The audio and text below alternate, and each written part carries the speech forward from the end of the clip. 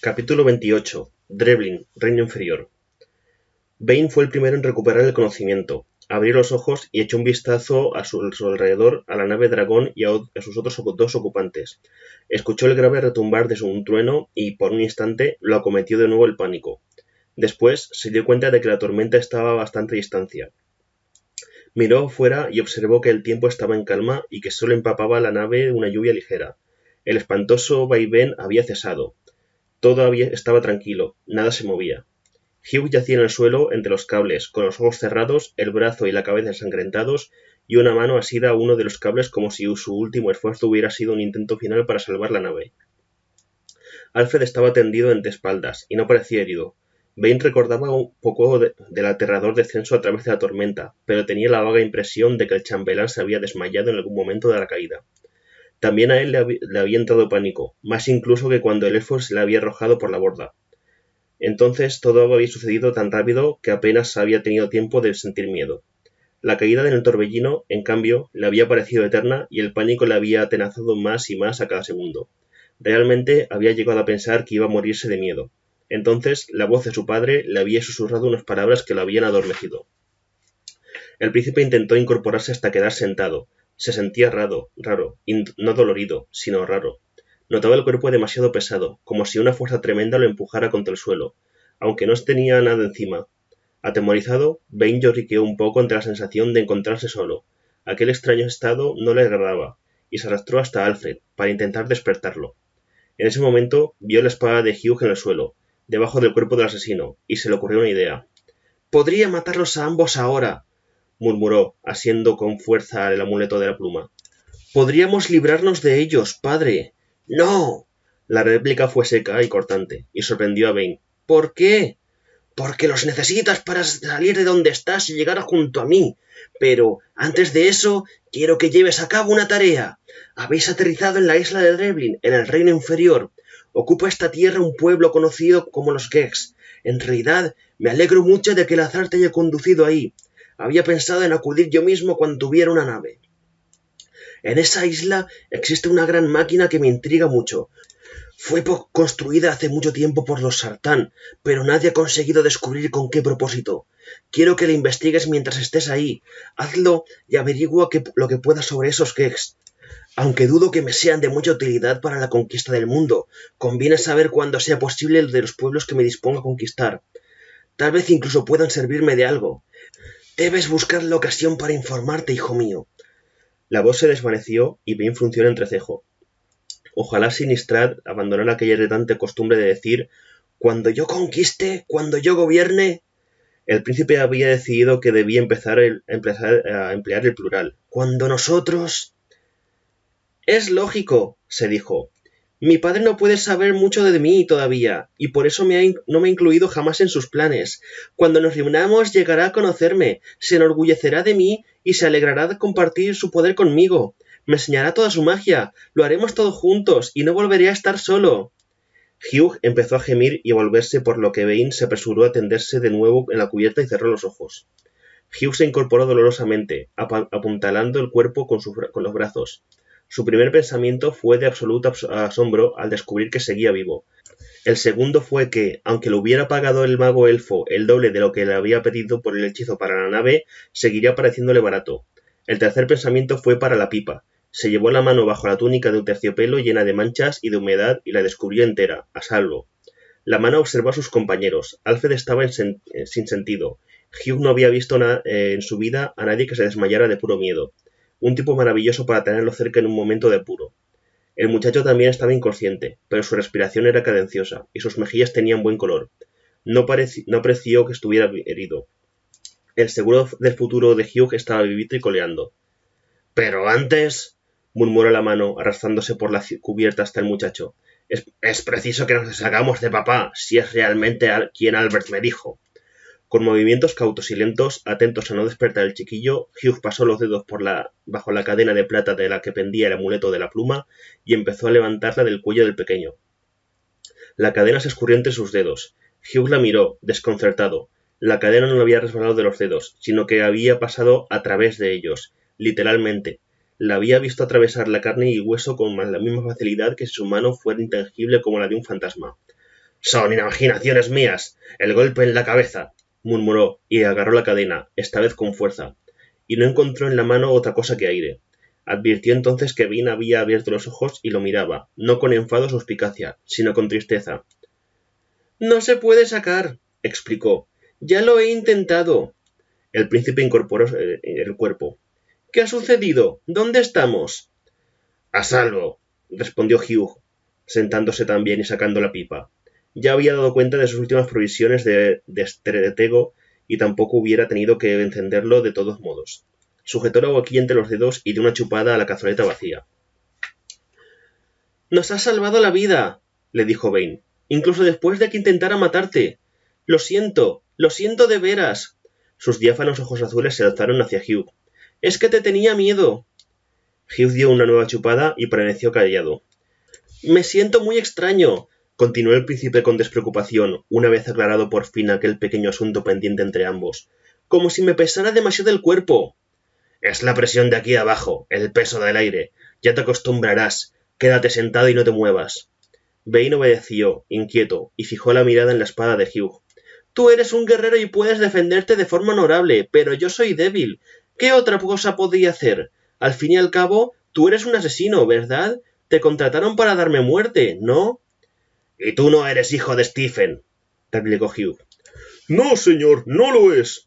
Era la voz de Alfred. El chambelán se irguió mirando a su alrededor con aire confuso. ¿Dónde estamos? Calculo que estamos en el reino inferior. Con suerte habremos ido a caer en Dreblin. ¿Por qué con suerte? Porque Dreblin es el único continente habitado por este reino. Si consiguiéramos llegar a alguna de sus ciudades, los Gex nos ayudarán. Este reino inferior está batido constantemente por terribles tormentas, añadió con explicación. Si nos sorprende alguna de ellas en terreno abierto... Hugh terminó la frase con un encogimiento de hombros. Alfred palideció y dirigió una mirada de preocupación al exterior. Vane volvió la cabeza en la misma dirección. —Ahora no hay tormenta. ¿Por qué no aprovechamos para salir? Espera que tu cuerpo se acostumbre al cambio de presión. Cuando nos pongamos en marcha tendremos que movernos deprisa. —Así pues, ¿crees que estamos en ese Dreblin? —inquirió Alfred. A juzgar por nuestra posición cuando caímos diría que sí.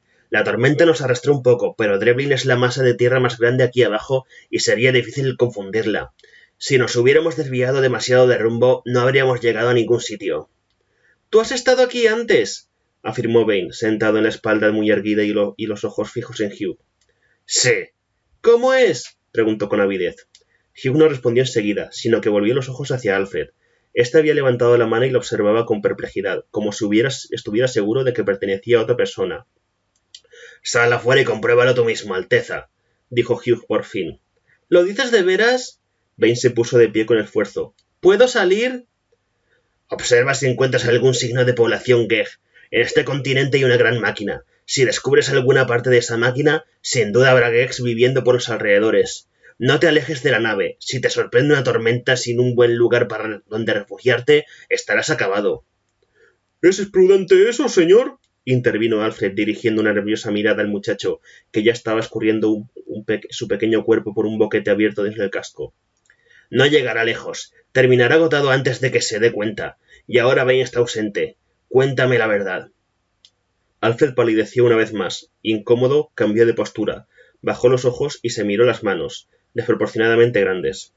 —Estabas en lo cierto, señor, cuando has dicho que Vane no era hijo de Stephen. Te contaré lo que sé, lo que cualquiera de nosotros conoce de cierto, aunque creo que Triano ha elaborado algunas teorías para explicar lo ocurrido. Debo puntualizar que tales teorías no parecen abarcar por completo todas las circunstancias que... Advirtió que Hugh torcía el gesto y fruncía el entrecejo impaciente. Hace 10 años, Stephen y Anna tuvieron un hijo. Era un bebé hermoso, con el cabello oscuro del padre y los ojos y orejas de la madre. Te parecerá extraño que mencione las orejas, pero más adelante entenderás su importancia en la historia. Verás, Anna tiene un corte en la oreja izquierda, justo aquí, en la hélice. Es un rasgo peculiar de su familia. Según la leyenda, cuando los Sartán aún reconocían el mundo, uno de su estirpe se salvó de resucitar herido gracias a que una flecha lanzada contra él fue desviada por un antepasado de la reina. La punta del arma le quitó al hombre un fragmento de oreja y desde entonces todos sus descendientes han nacido marcados con ese corte como símbolo del honor familiar. El hijo de Ana tenía la marca. Yo mismo la vi cuando trajeron al niño para la presentación. Alfred bajó la voz. ¿El bebé que ocupaba la cuna a la mañana siguiente? No. Eso significa que el recién nacido fue suplantado, comentó Hugh. Sin duda, los padres debieron darse cuenta.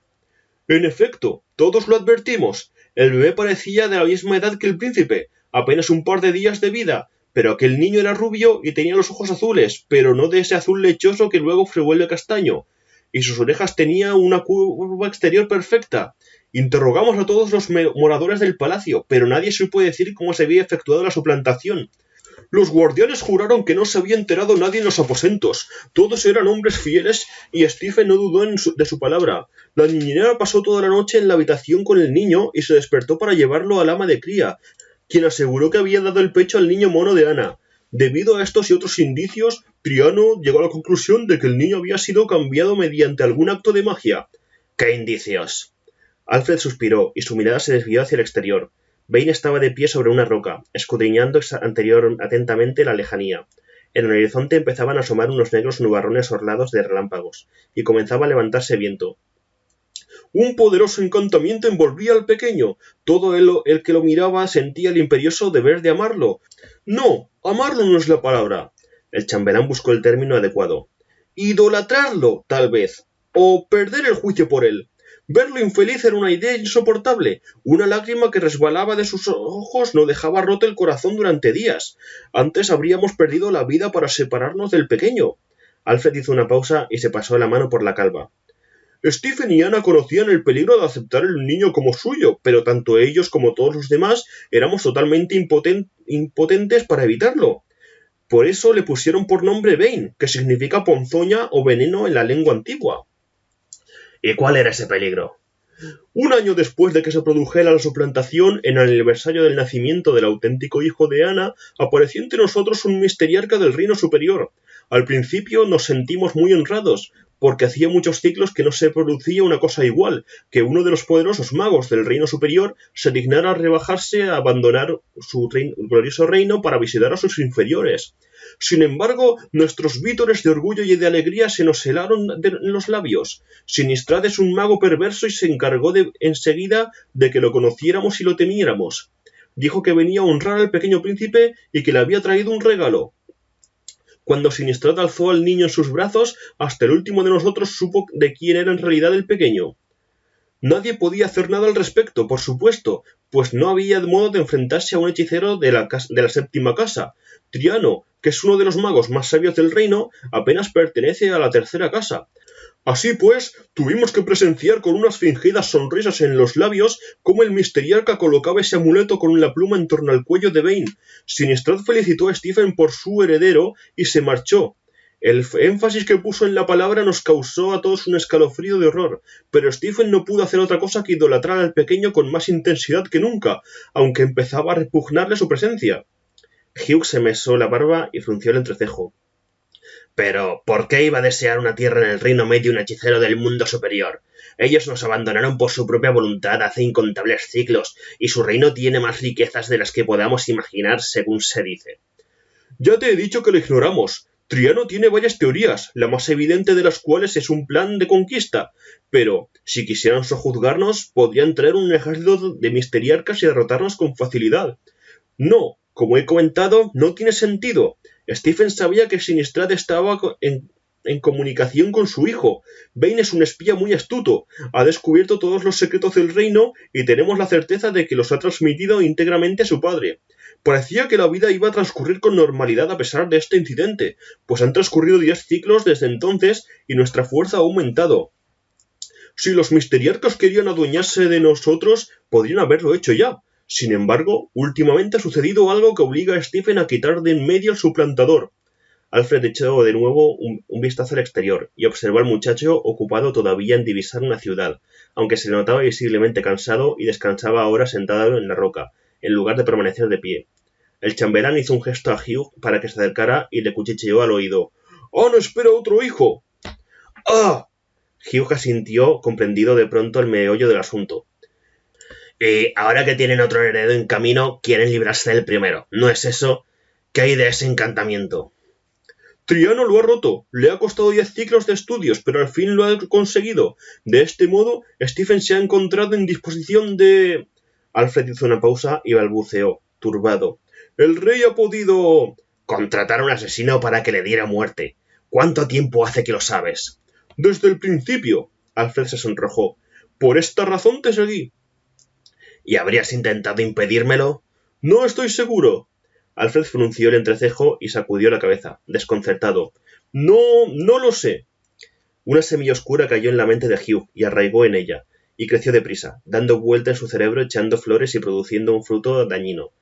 ¿Por qué habría decidido incumplir el contrato? ¿Por qué el muchacho era más valioso vivo que muerto? También lo eran muchos de los hombres que se había comprometido a matar, y nunca había faltado a su palabra. Nunca había quebrantado un contrato, aunque a veces hubiera podido sacar de ello 10 veces más de lo que le pagaban por realizar el trabajo. ¿Por qué lo hacía ahora? Si incluso había arriesgado la vida por salvar al pequeño bastardo. Si no había sido capaz de matarlo ni siquiera después de que el príncipe había intentado acabar con él.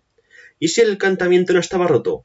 ¿Y si bien aún seguía manipulándonos a todos, empezando por el rey Stephen? Hugh miró fijamente a Alfred. ¿Y cuál es la verdad acerca de ti, chambelán? Me temo que la tienes ante ti, señor, respondió Alfred con aire humilde, al tiempo que abría los brazos. He servido a la familia de la reina toda mi vida. Ya estaba con la familia de su majestad en su castillo de Uliandia. Cuando su majestad se convirtió en reina, tuvo la amabilidad de llevarme con ella. Un lento azoramiento cubrió el rostro de Alfred. Su mirada se clavó por las tablas del suelo y sus manos dieron unos tirones nerviosos de sus ropas andrajosas con dedos torpes. Hugh pensó que aquel hombre tenía pocas aptitudes para contar mentiras, al contrario de lo que sucedía con el príncipe. Sin embargo, le pareció que, al igual que Vane, Alfred era un redomado falsario. El asesino no insistió en el tema y cerró los ojos. Le dolía el hombro y se sentía aletargado y mareado por el efecto del veneno y de la presión atmosférica. Pensando en todo lo que había sucedido, torció los labios en una amarga sonrisa. Lo peor de todo era que él, un hombre con las manos manchadas por la sangre de tantas víctimas, un hombre que había crecido con orgullo de ser indomable, se había visto sometido por un chiquillo. El príncipe Vane asomó la cabeza por el destartalado costado de la nave.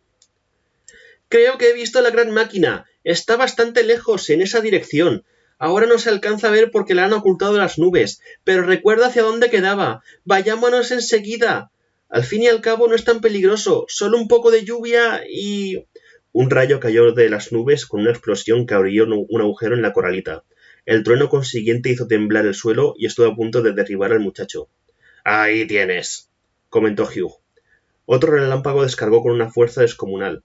Vane cruzó la cubierta a toda prisa y se agachó junto a Alfred. La lluvia resbaló sobre el casco. El granizo tamborileaba sobre la madera con ensordecedora fiereza. Pronto el agua empezó a filtrarse por las grietas de la quilla destrozada. Vane puso unos ojos como platos y palideció, pero no chilló ni se echó a llorar. Cuando vio que le temblaban las manos, las apretó con fuerza. Observando al muchacho, Hugh se vio a sí mismo mucho tiempo atrás, luchando con orgullo contra el miedo, la única arma de su arsenal. Y se le ocurrió que quizás era aquello, precisamente, lo que Vane quería demostrarle. El asesino acarició la empuñadura de su espada. Solo emplearía unos segundos. Desenvainarla, blandirla y hundirla en el cuerpo del muchacho. Si se le iban a pedir algún encantamiento, quería verlo en acción. Quería saberlo con certeza, aunque quizá ya lo había comprobado. Hugh apartó la mano de la espada, levantó la pipa y encontró la mirada de Vane. El príncipe tenía una sonrisa dulce y encantadora en los labios.